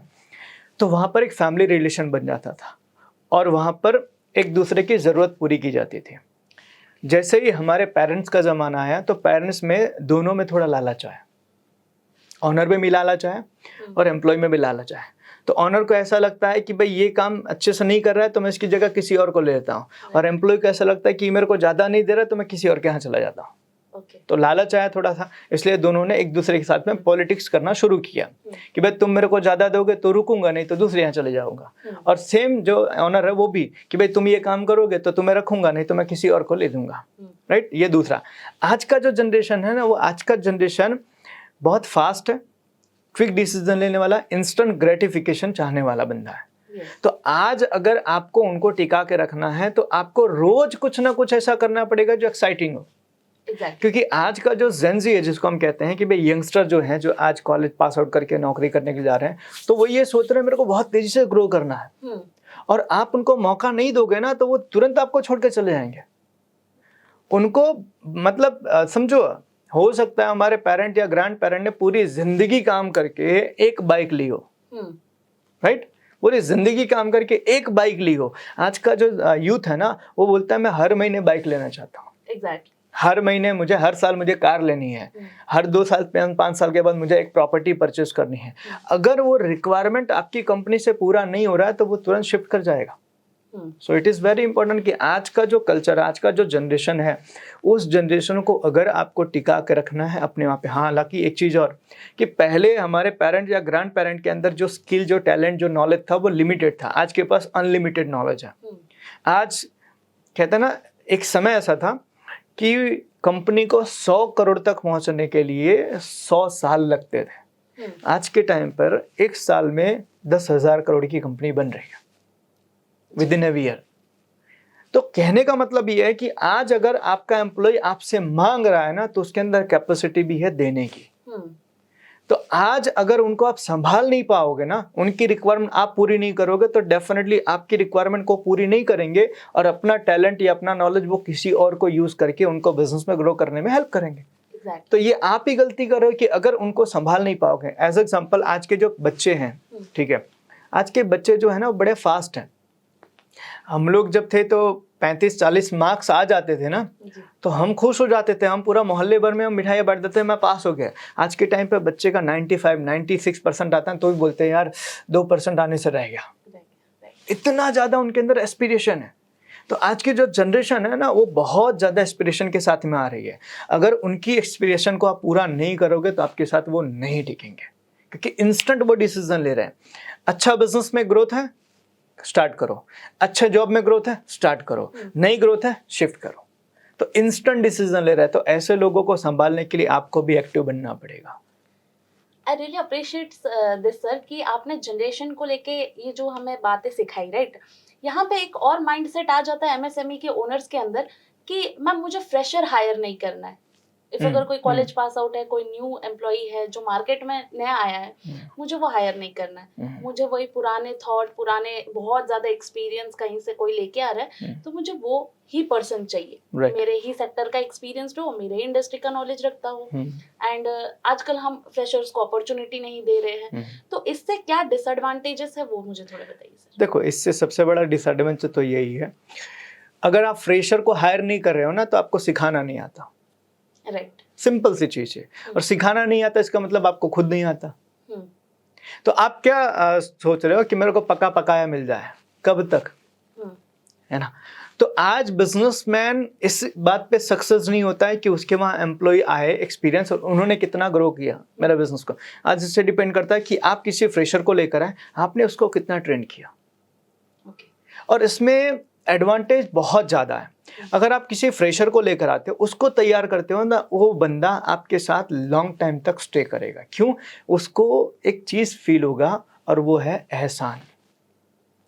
क्या जिस टाइम पे मुझे कोई मौका नहीं दे रहा था, इन्होंने मुझे मौका दिया, इन्होंने मुझे सिखाया, तो मेरा पहला फ़र्ज जो बनता है वो इन्हीं के लिए बनता है। तो एक तो ये चीज़ हो जाएगी, राइट। दूसरा कि अगर वो बंदा आपके वहाँ आता है, आपने सिखाया, तो आपके कंट्रोल में भी रहेगा, आप जैसा बोलोगे वो करेगा, और आप उसको जितना चाहो और पॉलिश कर सकते हो। और साथ में जो बंदे आप बाहर से ले रहे हो, जो बोल रहे हो कि मेरे को एक्सपीरियंस ही चाहिए, उनका डिसएडवांटेज भी है। डिसएडवांटेज क्या है कि अगर कोई बंदा बहुत हाईली एक्सपीरियंस आप लेकर आ रहा है, तो पहली चीज़ उसकी डिमांड हाई होगी, राइट। दूसरा उसका ईगो बहुत हाई होगा, तीसरा वो आपकी तरह, आपके हिसाब से कस्टमाइज होने को तैयार नहीं होगा, वो कुछ चीज़ों को लेकर रिजिड, मेरे को ऐसा ही चलेगा, राइट। अब इन सब चीज़ों को संभालना आपके लिए मुश्किल हो जाएगा। तो कई बार क्या, धंधे की बातें कम होगी, बिजनेस की बातें कम होगी, प्रॉब्लम जो आ रही है उसका सॉल्यूशन की बातें ज़्यादा होगी, उसके बारे में ज़्यादा डिस्कशन होगा, तो आपका धंधा हो ही नहीं रहा है। तो फ्रेशर को आप मौका नहीं दोगे तो वो बंदे, और सबसे बड़ी चीज़ समझो एक चीज़ को, कहते हैं ना, जब नया नया बंदा कोई होता है ना, तो वो ज़्यादा अपने आप को प्रूव करने की कोशिश करता है, और उस चक्कर में वो मेहनत भी ज़्यादा करता है। वो उस चक्कर में नई चीज़ें सीखने को जल्दी तैयार होता है। और जो अनुभवी बंदा होता है ना, मेरे को सब पता है, सब आता है मुझे, ठीक है, तो वो बंदा ना बड़ा रिलैक्स हो जाता है, और आपको ऐसा लगता है कि ये बंदा मेरे को बहुत ज़्यादा ग्रो करके देगा, बहुत ज़्यादा हेल्प करके देगा, तो आपकी उम्मीद भी उससे बहुत ज़्यादा लग जाती है।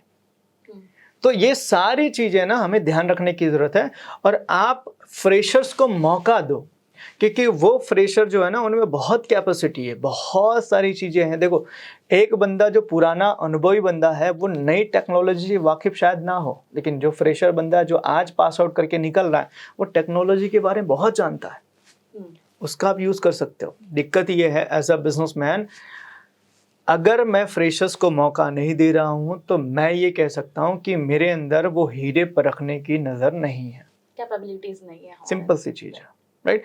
तो मतलब मैं क्या सोच रहा हूँ कि मैं हर बार किसी और के कंधे पे बंदरों करके मैं जंग जीत जाऊंगा, विच इज नॉट पॉसिबल। आपको अपने लिए आर्मी बनानी पड़ेगी। मैं राजकोट में एक सेशन कर रहा था, तो एक बहुत अच्छे बिजनेसमैन थे, मैंने इससे पूछा कितने लोग को ऐसा लगता है कि भाई हमें इंडिया के अंदर अच्छे एम्प्लॉयज़ नहीं मिल रहे, तो सबने लगभग हाथ उठाया। तो फिर उन्होंने बोला, सर मुझे कुछ बोलना है। मैंने बोला, बोलिए। बोले, सर इंडिया के अंदर जितने अच्छे अच्छे लोग थे, टैलेंटेड लोग थे, उनको बाहर के लोग लेकर गए, फेसबुक, टेस्ला, माइक्रोसॉफ्ट, गूगल, वो लेकर चले जाते हैं। हमारे वहाँ पे जो बचते हैं, second, third and fourth number के बंदे बचते हैं, ठीक है। तो मतलब अच्छे अच्छे लोगों को बाहर की कंपनियां, बड़ी बड़ी कंपनियां हायर लेकर आए। हमारे पास जो बचा है ना, वो कचरा है, आप ऐसा कह सकते हो। अगर उस कचरे में से आपको हीरा बनाना आता है ना, तो ही आप इंडिया में सक्सेस हो सकते हो, राइट। तो ये बहुत ज़रूरी है कि आप अपने नज़र को थोड़ा सा आप चेंज करो, नज़रिए को चेंज करो कि यार मेरे पास जो बंदा है ना, उस बंदे को मैं कैसे अपने बिजनेस के लिए यूज़ कर सकता हूँ, मैं कैसे उसको तैयार कर सकता हूँ। और वो एमएसएमई में आएगा, वो बंदा आपके साथ मोल्ड होगा, आपके तरीके से वो काम करेगा, तो आपके बिजनेस को लंबे समय तक वो ग्रो करने में आपकी हेल्प करेगा। सो आज अगर आप फ्रेशर्स को मौका नहीं दे रहे हो, तो आप गलती कर रहे हो, क्योंकि आपकी कंपनी में दो तरह के लोग होने चाहिए। पहला, एक अनुभवी, एक्सपीरियंस, और दूसरा एनर्जेटिक। जो अनुभवी होगा उसमें एनर्जी कम होगी, और जिसमें एनर्जी ज़्यादा होगी उसमें अनुभव कम होगा। तो दोनों तरह के लोग अगर आपकी कंपनी में होंगे, तो आपकी कंपनी का ग्रोथ बहुत तेज़ी से होगा। तो आपको दोनों लोगों को अपनी कंपनी में लाना है, ना कि सिर्फ मेरे को अनुभवी बंदे चाहिए या सिर्फ मुझे फ्रेशर चाहिए। आप दोनों को लेकर आओ और ये दोनों लोग आपकी कंपनी को बहुत आगे ले जाएंगे। ओके सर, इसमें मैं और कुछ क्वेश्चंस ऐड करना चाहूँगी। जैसे कि बहुत बार जब हम एनालिसिस करते हैं किसी भी ओनर्स के साथ बैठ के, तो वो बोलते हैं कि मैम मेरे यहाँ सिस्टम की कमी है, मेरे यहाँ पॉलिसीज़ की कमी है, सिस्टम नहीं है मेरे यहाँ पे। एक कंपनी ओनर हमेशा ये चाहता है कि मेरे एम्प्लॉयज़ मेरे सिस्टम से काम करें, मैंने जो रूल्स बनाए हैं उस पे काम करें, बट इन रिटर्न में उनके लिए बेनिफिट्स प्लान करना, उनके डेवलपमेंट के बारे में सोचना, ये एक ओनर नहीं कर रहा है। राइट। जो कि सबसे बड़ा लूप होल है आज इंडिया में, जो बिजनेसेस नहीं ग्रो होने का रीजन, कि सिस्टम तो मेरे फॉलो हो, काम मेरे हिसाब से होने चाहिए, बट बेनिफिट के नाम पे मैं कुछ नहीं दूंगा। राइट। ग्रेचुटी की बेनिफिट्स नहीं होती, कहीं कहीं पे पीएफ की बेनिफिट्स नहीं होती है, इसके अलावा भी बहुत सारी ऐसी बेनिफिट्स है जो कि एक एम्प्लॉय डिजर्व करता है। बिल्कुल बिल्कुल बिल्कुल बिल्कुल। देखो आज के टाइम पर ये कहते हैं ना, बिजनेस में एक बड़ा लूप होल है, और ये क्यों लूप होल है उसकी वजह मैं आपको बताता हूँ। बिजनेसमैन की सोच ही बहुत दूर की नहीं होती है। एक्चुअली एमएसएमई में बहुत सारे बिजनेसमैन ना बिजनेस शुरू करके अभी भी ट्राई कर रहे हैं, ट्रायल एंड एरर कर रहे हैं। चल गया तो ठीक है, नहीं चल गया तो नेक्स्ट। तो ये है ना, इसको कहते हैं लैक ऑफ विजन। आपने अपना बिजनेस शुरू किया और आपने अपने बिजनेस के बारे में प्लान नहीं किया कि मुझे 5 या 10 साल या 20 साल में मुझे मेरी कंपनी को कितना बड़ा करना है। तो आप क्या कर रहे हो, जब तक चल रहा है तब तक ठीक है, और इसीलिए आप अपने एम्प्लॉयज़ के लिए, आप अपने कस्टमर्स के लिए, आप अपने और भी लोगों के लिए कोई भी आप प्लान नहीं करते हो। तो आज जो एमएसएमई में बिजनेसमैन है ना, उनकी विज़न बहुत छोटा है, या विज़न है ही नहीं ऐसा कह सकते हैं, और जिसके कारण से एम्प्लॉय के बारे में वो सोचते नहीं है, क्योंकि उनको पता है या उनको खुद को भरोसा नहीं, मेरी कंपनी 20 साल तक चलेगी नहीं चलेगी, तो वो ग्रेचुटी के बारे में कैसे प्लान करेंगे, वो पीएफ के बारे में कैसे प्लान करें। उनको खुद को ये थॉट की क्लैरिटी नहीं है कि मैंने बिजनेस शुरू किया है तो मुझे करना कितना है, मुझे कहाँ तक इसको लेकर जाना है। एज एग्जाम्पल, अगर मैं कंपनी स्टार्ट कर रहा हूँ और मैं प्लान कर रहा हूँ कि मुझे इसको बड़ा करना है, तो मैं उसके अंदर जितने भी डिसीजन लूंगा ना, वो फ्यूचर को ध्यान में रख के लूंगा कि आज ने 10 साल के बाद भी मुझे इन चीज़ों की रिक्वायरमेंट है, तो उसकी तैयारी में लेकर चलो। राइट ना। तो जब बिजनेसमैन, छोटे छोटे बिजनेसमैन है ना एमएसएमई में, वो बिजनेस शुरू तो कर दे रहे हैं, लेकिन वो बिना विजन के शुरू कर रहे हैं। उनको ऐसा लग रहा है कि भाई चल जाएगा तो देखेंगे। अब चल जाएगा तो देखेंगे चक्कर में वो ऐसे कोई डिसीजन नहीं ले पा रहे हैं जिनसे उनका बिजनेस ग्रो हो सके। अब उस चक्कर के अंदर वो एम्प्लॉय को भी, उनका भी टाइम पास करवा रहे हैं, उनका भी बहुत सारी एनर्जी वेस्ट हो रही है, बहुत सारा टैलेंट उनका वेस्ट हो रहा है। तो बहुत ज़रूरी है, कोई भी बिजनेसमैन अगर बिजनेस शुरू कर रहा है तो पहले वो प्लान कर ले कि भाई मुझे इस बिजनेस को बड़ा करना है। कहते हैं ना, आज आप देखो ये कल्चर बहुत बढ़ रहा है, बहुत ज़्यादा बढ़ रहा है, कि एक बंदा 12th पास आउट हुआ, साइंस उसने लिया, देखते हैं हो जाएगा तो ठीक है, नहीं होगा तो 1 साल उसने ट्राई किया, बस साइंस बहुत टफ है, तो क्या करेगा, आर्ट्स या कॉमर्स में चला जाए। राइट। यहाँ पर एक कल्चर है। सेम मैरिज में भी देखो, शादी कर ली, शादी करने के बाद साल भर के बाद डिवोर्स कर लिया। ठीक है। अब इसी तरीके से एम्प्लॉय भी, जो बिजनेसमैन भी वही है कि बिजनेस शुरू किया, बिजनेस शुरू करने के बाद थोड़ा सा प्रॉब्लम आया, यार नहीं मजा आ रहा है, चलो इसको बंद करते हैं, दूसरा चालू करते हैं। बस यही कारण है कि उनका है ना बिजनेस ग्रो नहीं हो रहा है। अब उनका बिजनेस ग्रो नहीं हो रहा है तो उसके चक्कर में उनके एम्प्लॉय का भी ग्रो नहीं हो रहा है। तो आप चाहते हो कि भी आपके वहाँ सिस्टम लोग फॉलो करें, आपके वहाँ पर प्रोसेस फॉलो करें, ये सारी चीज़ें आप चाहते हो, तो आप अपने एम्प्लॉय का बेनिफिट भी तो दो। सर, किस तरह के बेनिफिट हमें प्लान करने एग्जैक्टली। देखो, सबसे पहला एक बेनिफिट होती है, एक बेसिक रिक्वायरमेंट होती है एक एम्प्लॉय की, और वो बेसिक रिक्वायरमेंट में सबसे पहले उसकी एक सैलरी आती है। ठीक है, कि भाई मुझे एटलीस्ट इतनी सैलरी मुझे मिलनी चाहिए जिससे मेरा घर चल जाए। राइट, पहली चीज होती है। दूसरी रिक्वायरमेंट होती है उस बंदे को कि अगर मुझे एक्स्ट्रा अर्न करना है तो उसके लिए मुझे अपॉर्चुनिटी मिलनी चाहिए। अगर मैं थोड़ा सा ज़्यादा अपने आप को स्ट्रेच करने के लिए तैयार हो तो मुझे मौका मिलना चाहिए। ठीक। तीसरी चीज होती है कि उसको ऐसा लगता है कि यार चलो मैं मेहनत कर रहा हूँ, मुझे इंस्टेंट सैलरी मिल रही है, इंसेंटिव मिल रहा है, लेकिन अगर जब मैं इस कंपनी से बाहर निकलूँ तो मेरे पास कुछ बैकअप में, मेरे पास में कुछ फंड होना चाहिए, चाहे पीएफ के नाम पे होना चाहिए या फिर चाहे किसी और प्रोसेस या इन्वेस्टमेंट के नाम पर होना चाहिए, कि भाई मैं जिस कंपनी के अंदर काम कर रहा हूँ लंबे समय तक, अगर मैं इस कंपनी से बाहर निकलता हूँ या एक टाइम के बाद मुझे एटलीस्ट कुछ ऐसा अमाउंट मिले जिससे मेरे लाइफ के जो बड़े बड़े टास्क मैं उसको कंप्लीट कर सकूँ। जिसमें होता है सबसे पहला एक घर, ठीक है, होता है भाई बच्चों की शादी, बच्चों का एजुकेशन होता है, ठीक है, कोई बढ़िया सी ड्रीम कार होती है, ठीक है, कोई बड़ा सा वेकेशन उनको प्लान करना होता, ये उनकी रिक्वायरमेंट होती है कि यार मुझे एटलीस्ट कुछ टाइम के बाद में ये बेनिफिट मुझे मिले, राइट। तीसरी चीज होती है सिक्योरिटी, कि यार भगवान न करे कल को मेरी लाइफ में कोई टफ सिचुएशन आता है तो उस टाइम पर मेरे पास कुछ सिक्योरिटी के नाम पर होना चाहिए कि भाई मेरी फैमिली को बहुत डिस्टर्बेंस ना आए, जिसमें मेडिकल का इंश्योरेंस आ गया, ESIC आ गया, ठीक है, ये सारी चीज़ों की उसकी रिक्वायरमेंट होती है। एंड प्लस उसको ये चीज़ भी कि भाई मैं काम कर रहा हूँ, अपनी मेहनत बढ़ा रहा हूँ, अपने स्किल्स को डेवलप कर रहा हूँ, तो टाइम टू टाइम मुझे ग्रोथ मिलना चाहिए, ठीक है, ना कि इन्फ्लेशन रेट के हिसाब से कि मार्केट में इतनी महंगाई बढ़ी है उसके हिसाब से नहीं, मेरे खुद की जो एक्सपेक्टेशन है और जो जिस तरीके से मैं मेहनत कर रहा हूँ उसके हिसाब से मुझे ग्रोथ मिलना चाहिए। तो ये उनकी बेसिक रिक्वायरमेंट होती है, एक अच्छा माहौल, एक अच्छा कल्चर कि लोगों को आपके वहाँ आने में मन करे, आपके वहाँ पर अच्छा सिस्टम, ठीक है, अप्रिशिएशन, एक्नॉलेजमेंट, ये सारी चीज़ें एक बेसिक रिक्वायरमेंट होती है एम्प्लॉय की। तो जब तक आप इनके ऊपर काम नहीं करोगे, आपका बंदा आपके वहाँ पे ज़्यादा टाइम तक काम नहीं करेगा, वो टिकेगा नहीं आपके वहाँ पर। फिर आप बोलोगे मेरे वहाँ लोग रुकते नहीं हैं, चले जाते हैं, तो इसमें आपकी ही गलती है। और आज ना छोटे छोटे बिजनेसमैन जो है इन चीज़ों पर ध्यान नहीं दे रहे हैं। अब कई लोग ऐसा बोलते हैं सर छोटे छोटे बिजनेसमैन के पास इतना पैसा नहीं होता कि इन सभी चीज़ों के ऊपर काम कर सके। बिल्कुल गलत, बिल्कुल गलत। होता है, सबके पास पैसा होता है, सबके पास आता है।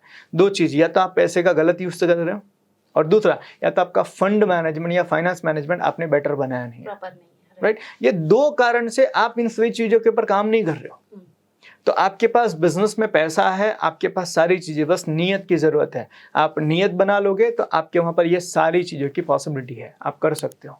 एग्जैक्टली सर, ये अभी आपने एक अच्छा वर्ड कहा, इन्फ्लेशन रेट के हिसाब से ग्रोथ देना, राइट। एक केस स्टडी या फिर बोल लीजिए कि लाइफ एक्सपीरियंस जो हम देखते हैं डेली लाइफ में, कि एक दो तरह के एम्प्लॉइज होते हैं। एक होते हैं जो कंटिन्यूस जॉब स्विच कर रहे होते हैं, राइट, एंड एक होते हैं जो कॉन्स्टेंटली किसी कंपनी को लेके बहुत ज़्यादा डेडिकेटेड होते हैं।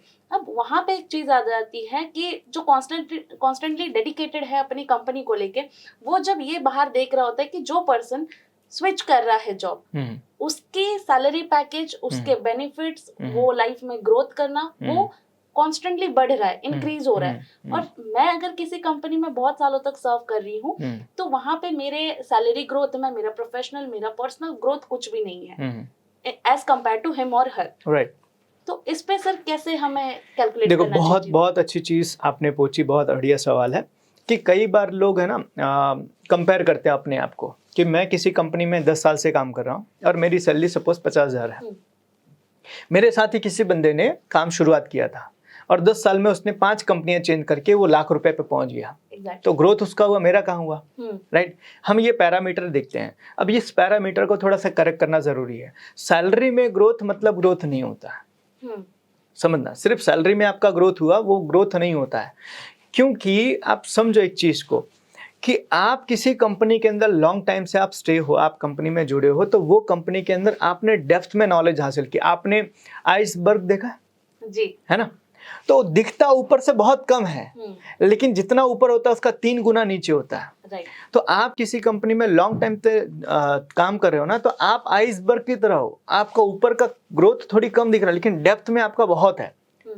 और ऐसी ही सिचुएशन में या ऐसी ही टीम मेंबर को लेके कंपनियां बड़े डिसीजन लेती हैं कि अब इनको मुझे कौन सा पोजीशन देना है, इनको मुझे कौन सी पार्टनरशिप देनी है, इनको लेके मुझे कौन सा नया प्लान करना है, क्योंकि उनको पता है यार ये बंदा लंबे समय तक मेरे साथ काम कर रहा है तो ही इज लॉयल, राइट। ये बंदा मेरी चीज़ों को बेसिक लेवल से अंडरस्टैंड करता है, तो क्यों ना मैं एक नया वेंचर चालू करूँ जिसमें इनको मैं पार्टनरशिप दे दूँ। क्यों ना मैं कोई और डिवीजन चालू करूं जिनका CEO मैं इनको बना दूं। क्यों ना मैं किसी और सेक्टर में जाऊं जहां पर इनको ही मैं पूरा लीड करने के लिए दे। क्यों? क्योंकि उनको पता है यार ये बंदा मेरा कोर है, राइट। तो कहते हैं ना कि याद रखना कि आप अगर किसी चीज में पीछे हो और आपके साथ वाला कोई बंदा बहुत आगे निकल गया है, तो ये मत सोचना कि वो आगे निकल गया तो हमेशा आगे रहेगा। वही किसी ने बहुत अच्छा कहा है कि अगर जिंदगी आपको पीछे खींचे ना तो आप घबराना नहीं, क्योंकि हो सकता है पीछे खींच के बहुत तेजी से आप आगे जाने वाले जी, राइट ना। तो जो लोग शिफ्ट करके या नौकरियां चेंज कर करके एक सैलरी में ग्रोथ लेकर आ रहे हैं, जिस दिन वो सही बंदे के साथ इंटरव्यू में बैठेंगे उनकी एक्चुअल में वैल्यू क्या है वो पता चल जाएगा। Great sir. हमारे वहाँ पर बहुत सारे लोग आते हैं, इंटरव्यू देने के लिए हम भी बहुत सारे लोग साथ बैठते हैं, बोलते हैं सर 50,000 की चाहिए, लाख रुपए की चाहिए, पहले मेरी कंपनी के अंदर मेरा लाख रुपए की सैलरी थी। डन, कोई बात नहीं, हम उनसे 4 सवाल पूछते हैं और 4 सवाल में पता चल जाता है ये वो तो बंदा। तो आप है ना, आपको कहीं आपने कहीं पर, इसको कहते हैं मैनिपुलेशन, आपने मैनिपुलेशन करके आपने सैलरी ग्रोथ कर ली है, लेकिन जिस दिन उस कंपनी में या जिस दिन उस जगह से आप निकलोगे और आप सही जगह जाओगे ना, तो आपकी एक्चुअल वैल्यू आपको पता चल जाएगी। इसका सिंपल सा मतलब है, परीक्षा में आपने नकल पास करके आपने अच्छे मार्क्स ला लिए, राइट ना? राइट। आपने परीक्षा में नकल करके अच्छे मार्क्स ला गए और आपको ऐसा लग रहा है यार मैं तो टॉपर हूँ। जिस दिन सही एग्जाम में आप बैठोगे ना, आपको आपकी असली औकात पता चल जाएगी। एग्जैक्टली। तो कोई चिंता करने की ज़रूरत नहीं है। आप लंबे समय काम कर रहे हो तो कहते हैं ना कि आप जिस जगह ज़्यादा लंबे समय पे हो ना, वहाँ पर ग्रोथ बहुत ज़्यादा मिलेगी। बट सर ये एज एन माइंडसेट हम ये चीज समझ सकते हैं, राइट? बट कई सारे ओनर्स ऐसे होते हैं ना जो ये चीज नहीं समझते कि मेरे जो लॉयल बंदे हैं मुझे उनको एक पोजीशन देना बहुत जरूरी है। वो नए हायरिंग नए रिक्रूटमेंट्स में इतना ज्यादा लग जाते हैं, मैडम आज मेरा कोई टीम मेंबर चला गया, कल मेरा कोई टीम मेंबर चला गया। वो रियल पोटेंशियल जो है वो अपने एम्प्लॉइज का समझ ही नहीं पाते सर। इसलिए उनका कंपनी भी छोटा रह जाता है, इसलिए उनका बिजनेस भी छोटा रह जाता है। तो मैंने कहा ना कि हीरे की पहचान जौहरी को ही होता है। तो अगर आपको अपना हीरा पहचानना नहीं आता है तो जाहिर सी बात है वो हीरा कहीं और जाके चमकेगा, और फिर आप ये नहीं कह सकते कि यार ये तो मेरी जगह था या मैंने इसको तैयार किया था लेकिन दूसरी जगह के जाके काम करा। नहीं, आपने उसको पहचाना नहीं। तो इट इज़ वेरी इंपॉर्टेंट, आप अपनी कंपनी के अंदर जो भी लोग काम कर रहे हैं, जो भी आपके टीम मेंबर हैं, उनके रियल पोटेंशियल पहचानो। और वो तभी पहचान सकते हैं जब उनके साथ आप पर्सनल रिलेशन आप डेवलप करोगे, आप उनके साथ बैठोगे, आप उनकी चीज़ों को समझोगे, उनके थॉट प्रोसेस को समझोगे। जब तक आप ये चीज़ नहीं करोगे तब तक बहुत सारे टैलेंटेड लोग आपके वहाँ आएंगे और चले जाएंगे, और वही लोग दूसरी जगह जाके उनके बिजनेस को ग्रो करने में उनकी हेल्प करोगे। So as a business owner ये आपकी रिक्वायरमेंट है, आपकी ज़रूरत है, या आपकी ये रिस्पॉन्सिबिलिटी है कि आप अपनी टीम में जो हीरे हैं उनको ढूंढो, उनको पॉलिश करो, क्योंकि वही लोग आपके बिजनेस को बहुत तेज़ी से ग्रो करने में आपकी हेल्प कर पाएंगे। Right, okay, thank you so much sir, it's a great time with you. बहुत सारी चीज़ों को लेके हमें नॉलेज मिला, और हम हमेशा एक ओनर पर्सपेक्ट से बात सोचते हैं। एक ओनर की लाइफ को हम बहुत ज़्यादा जज करते हैं, उसकी लाइफ को बेटर बनाने की कोशिश करते हैं, बट उसी के साथ एक एम्प्लॉई को किस तरह से सोचना चाहिए, उसका माइंड प्रोसेस क्या होना चाहिए, और एक ओनर को कैसे उसकी परख करनी चाहिए एक अच्छे एम्प्लॉई की, ये सब आपसे सीखने मिला। So thank you so much sir. Thank you so much.